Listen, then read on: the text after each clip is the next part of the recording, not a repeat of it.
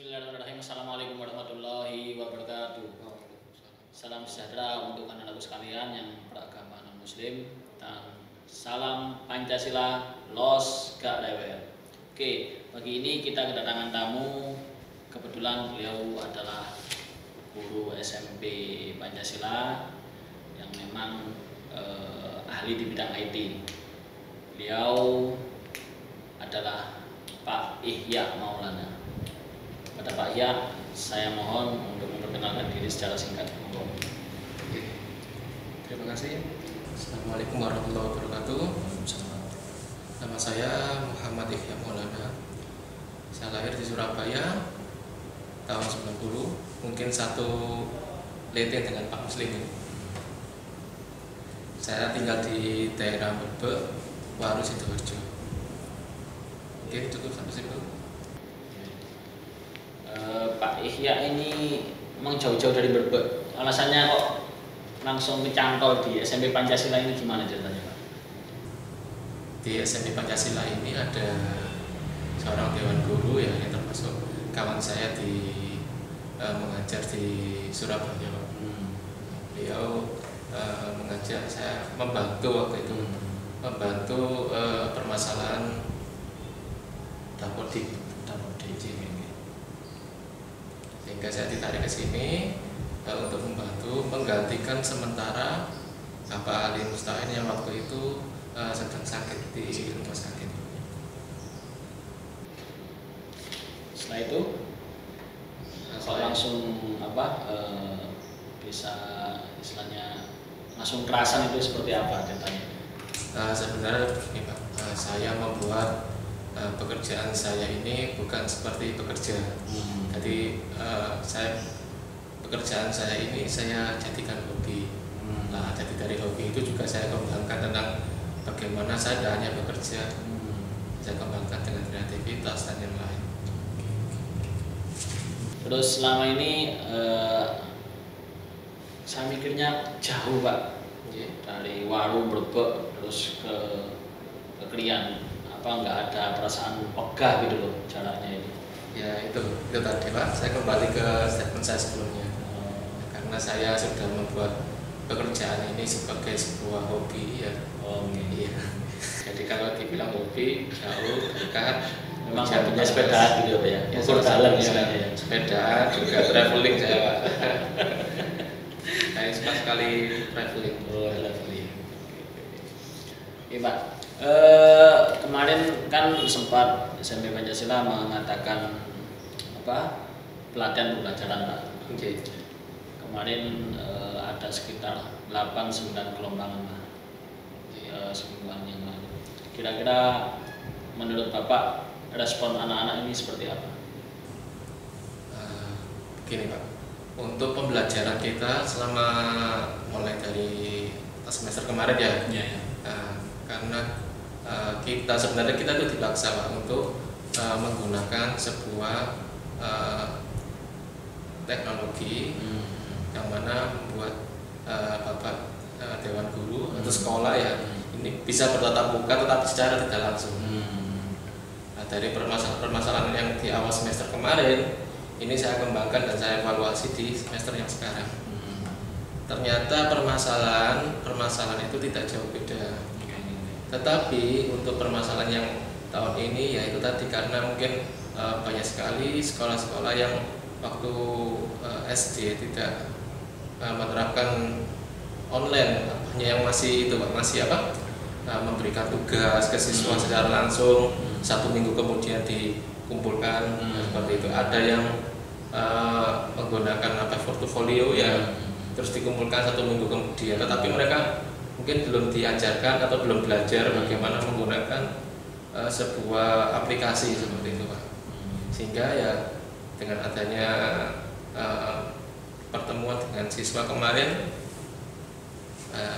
sebenarnya ya kendalanya di situ. Karena mungkin siswa merasa wah ini sesuatu yang baru, biasa gitu ya. Iya. Tetapi dengan adanya sesuatu yang baru mungkin beda dengan orang yang sudah berumur Pak. Nah, kalau itu iya. Kalau yang masih seumuran SMP mungkin melihat sesuatu yang baru ini mereka kepo, ya, tertantang. Mungkin kalau yang sudah sepuh-sepuh, waduh ini berat itu. Tapi kalau untuk yang masih remaja, ya, ini sesuatu yang menantang seperti itu. Terkait tentang aplikasi ini Pak, Oke. aplikasi apa yang digunakan untuk media pembelajaran online di SMP Pancasila ini? Untuk aplikasinya sendiri kita mengevaluasi Pak, mengevaluasi dari permasalahan-permasalahan di semester kemarin. Jadi permasalahan dari semester kemarin itu banyak sekali, diantaranya permasalahan yang pertama adalah kuota. Jadi kuota ini menjadi sebuah atau sesuatu yang harus kita minimalisir sehingga tidak terlalu banyak keluar kuota. Sehingga hasil dari evaluasi itu kami terapkan di semester yang sekarang menggunakan aplikasi Google Class. Karena aplikasi Google Class ini guru dan siswa masih bisa bertatap muka dan bisa dilinkkan ke YouTube, sehingga ketika siswa melihat materi melalui YouTube itu tidak terlalu banyak memakan kuota karena bisa di-download Pak. Yang pertama, sehingga di-download bisa diulang-ulang kembali. Ya. Yang kedua, dengan di-download itu kita siswa bisa memilih kapasitas dari file yang akan mereka download. Jadi misalkan filenya ada yang besar, ada yang kecil, sehingga saya sarankan mereka memilih size yang paling kecil untuk dibuat media pembelajaran seperti itu ya. Ini kan ada beberapa yang menyarankan pakai video call, Google Meet atau Zoom. Ini bagaimana Pak? Menurut sampean paling tidak bedanya apa dengan media pembelajaran yang disampaikan kemarin di kelas? Untuk aplikasi seperti halnya Zoom atau video conference yang lain itu kita terkendala pada kuota. Pertama pada aplikasi Zoom. Untuk aplikasi Zoom itu sehari itu bisa sampai 1 giga. Itu sehari misalkan 5 mapel Pak, itu 3 giga per hari itu ya. 3 giga. Kelebihannya mungkin ada tatap mukanya Pak. Telekonferensi. Iya Pak. Oke, semakin menarik aja ini Pak. Nomor berikutnya masih tentang COVID Pak. Sebelum pandemi corona, pernah nggak sebelumnya Bapak membuat media pembelajaran daring sebelum corona? Untuk daring sendiri saya sudah pernah melaksanakan waktu itu di sekolah di daerah Surabaya Pak. Saya sudah menerapkan pembelajaran itu daring dalam jaringan, tetapi masih dalam lingkup sekolah. Ini saya laksanakan sekitar tahun 2018. Jadi saya memberikan materi juga melaksanakan ulangan ujian itu melalui daring tadi sampai pelaksanaan untuk ujian akhir sekolah untuk mapel PAI agama Rinci. Jadi melakukan melalui daring tadi. Berarti sebelum corona memang sudah pernah Pak ya? Terus berikutnya responnya anak-anak sendiri ketika itu seperti apa Pak? Sebelum corona pembelajaran daring, responnya apakah sebagus pada saat pandemi corona?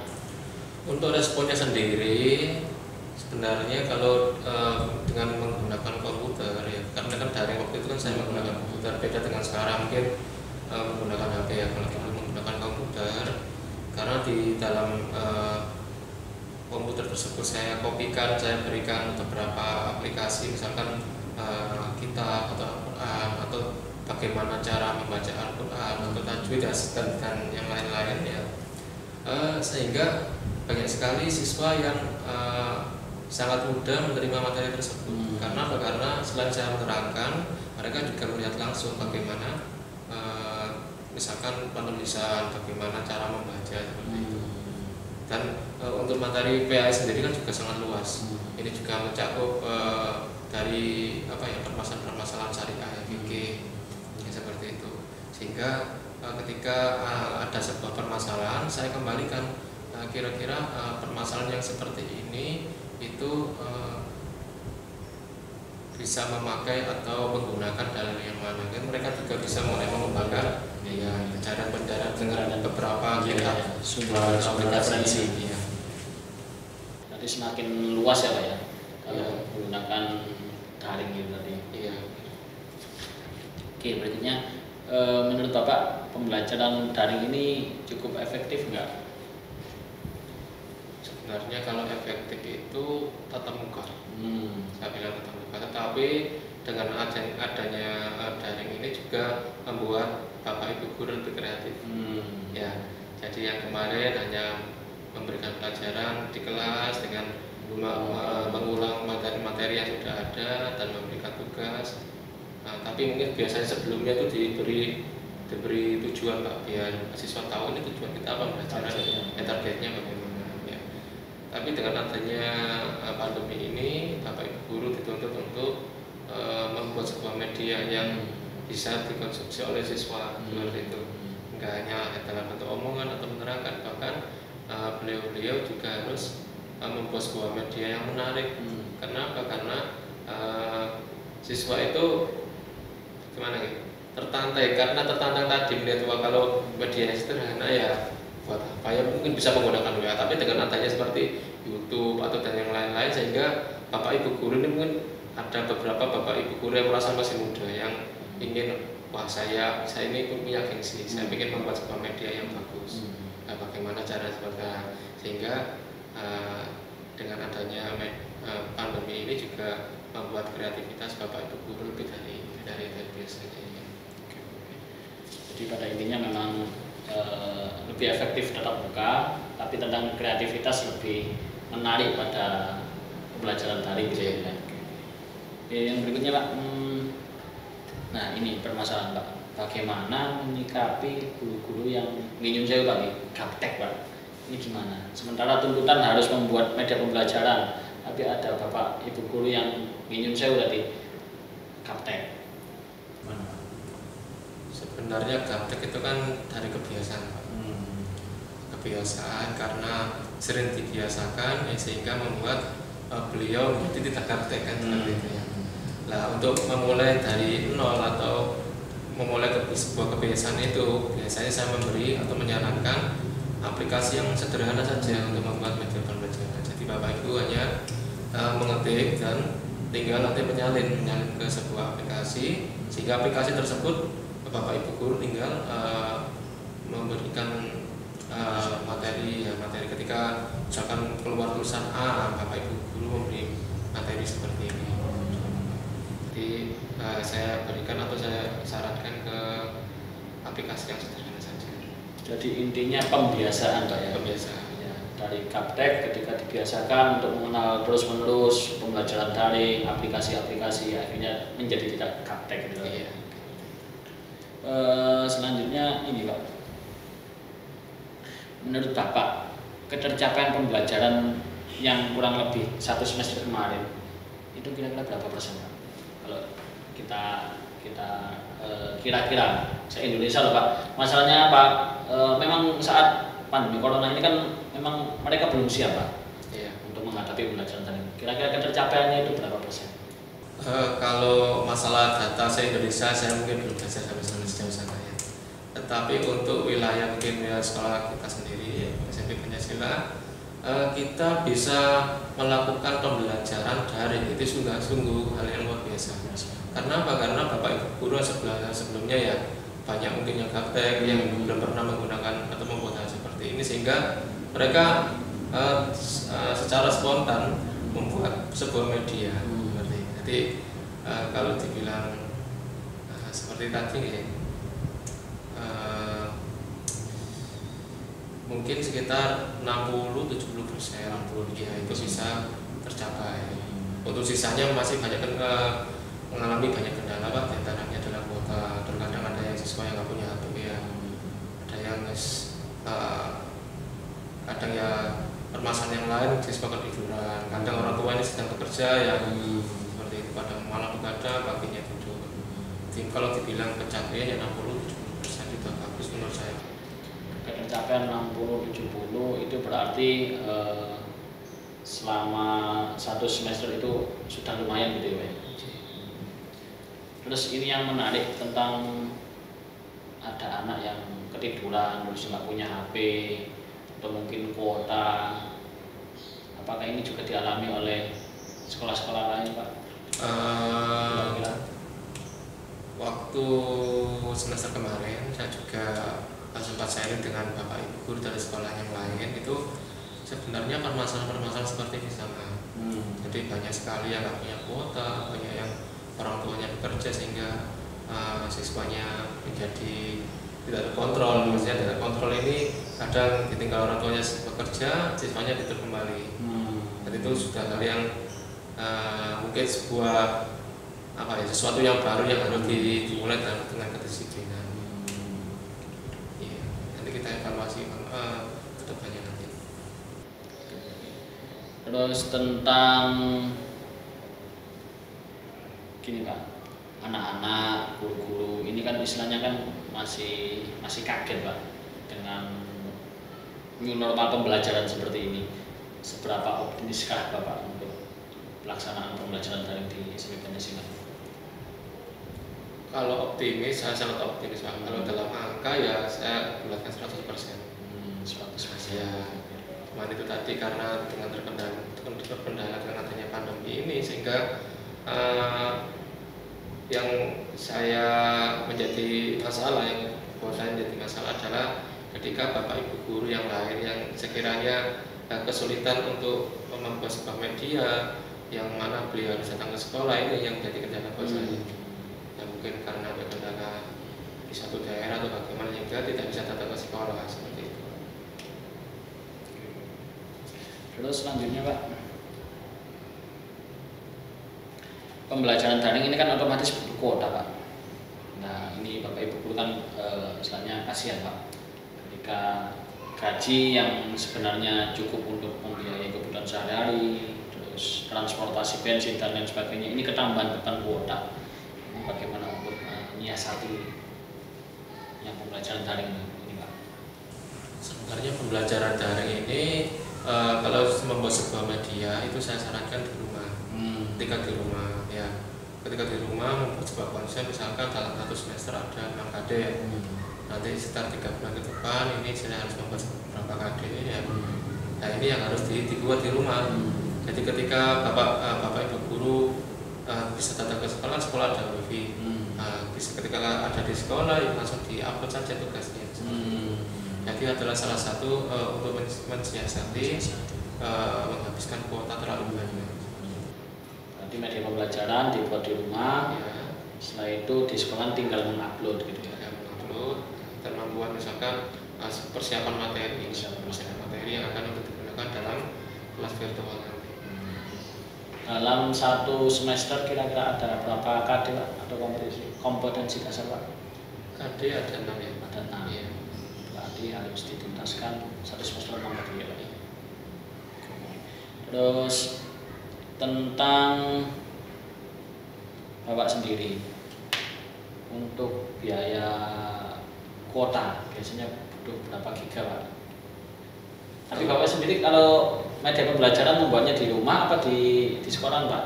Atau pakai kuota sendiri? Atau nyantol wifi di warkop? Kalau saya pribadi saya ambil yang simple Ya. Jadi saya membuat sebuah media pembelajaran, lalu saya masukkan di HP. Ketika saya keluar, kalau ini saya upload. Oh, Iya, juga sering-sering di warkop ya Pak? Iya, tetangga saya kan pas ini kan warkop. Oh. Saya main game, gitu seperti itu. Cerdas nih Pak. Tinggal siasati, mungkin saya beli 1 gelas kopi saya buat rumah. Jadi ngopinya di rumah. Mobilnya di rumah. Berarti 5.000, nanti nguploadnya bisa 1 giga, 2 giga ya. Bisa lebih, Mas. Bisa lebih. Iya. Ketika saya membuat metode pembelajaran itu ya lumayan, ada yang hanya beberapa menit sudah menghabiskan 3 giga. Oh, luar biasa. Oke, tentang ini Pak, posisi sumber belajar, referensi. Ini kan seolah-olah peran buku ini seolah-olah tergeser dengan adanya media pembelajaran yang serba instan atau online Pak. Bagaimana menyikapi posisi atau peran buku ini Pak?